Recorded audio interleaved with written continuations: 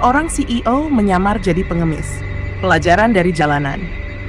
Di sebuah kota besar yang dipenuhi gedung-gedung tinggi dan hiruk-pikuk kehidupan, seorang CEO sukses bernama Adrian memutuskan untuk melakukan sesuatu yang tidak biasa.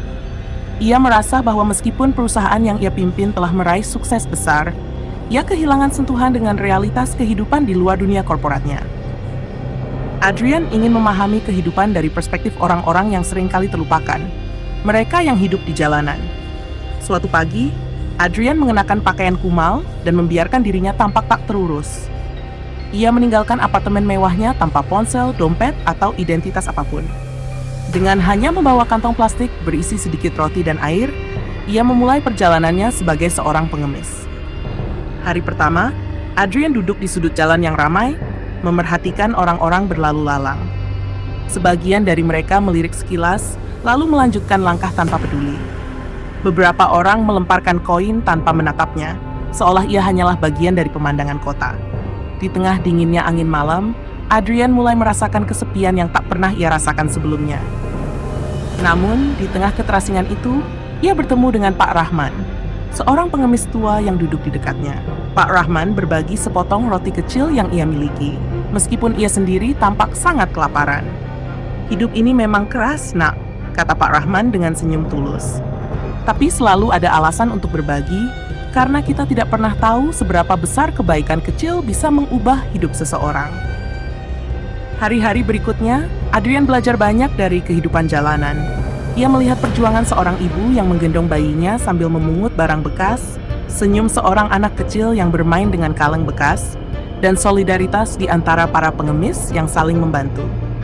Di tengah kekurangan, ia menemukan kehangatan hati yang tidak pernah ia temui di ruang rapat atau acara bisnis eksklusif.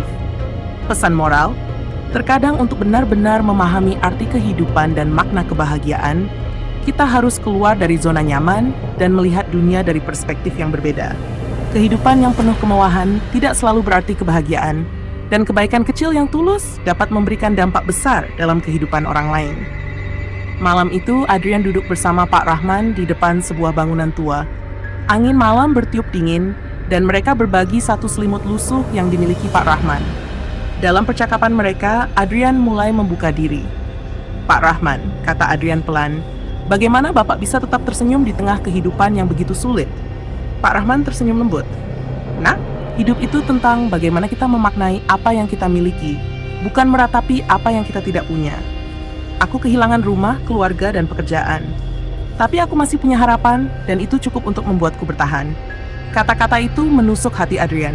Selama ini, ia selalu mengukur kesuksesan dengan angka, keuntungan perusahaan, aset yang dimiliki, dan pengakuan dari orang lain.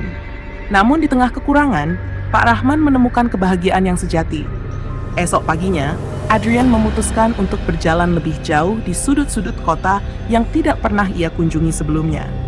Ia melihat seorang ibu muda yang bekerja keras menjual makanan kecil di pinggir jalan sambil menggendong bayinya. Ketika Adrian bertanya apakah ia butuh bantuan, sang ibu hanya menjawab dengan senyum, "Terima kasih, tapi saya baik-baik saja. Yang penting anak saya bisa makan hari ini." Kisah-kisah sederhana ini membuat Adrian semakin sadar bahwa nilai kehidupan tidak terletak pada materi, tetapi pada perjuangan, cinta, dan keberanian untuk menghadapi kesulitan.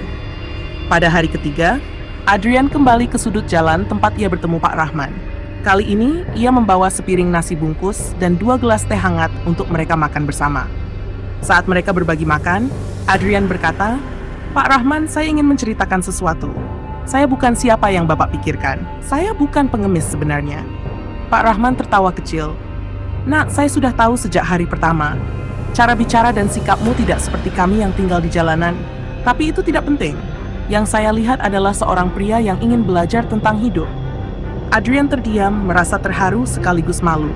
Di balik keterbatasannya, Pak Rahman memiliki kebijaksanaan yang begitu dalam. Pesan moral, kehidupan seringkali memberikan pelajaran paling berharga dari mereka yang kita anggap tidak memiliki apa-apa. Belajarlah untuk mendengar dan melihat lebih dalam, karena kebijaksanaan sejati sering tersembunyi di tempat yang tidak kita duga.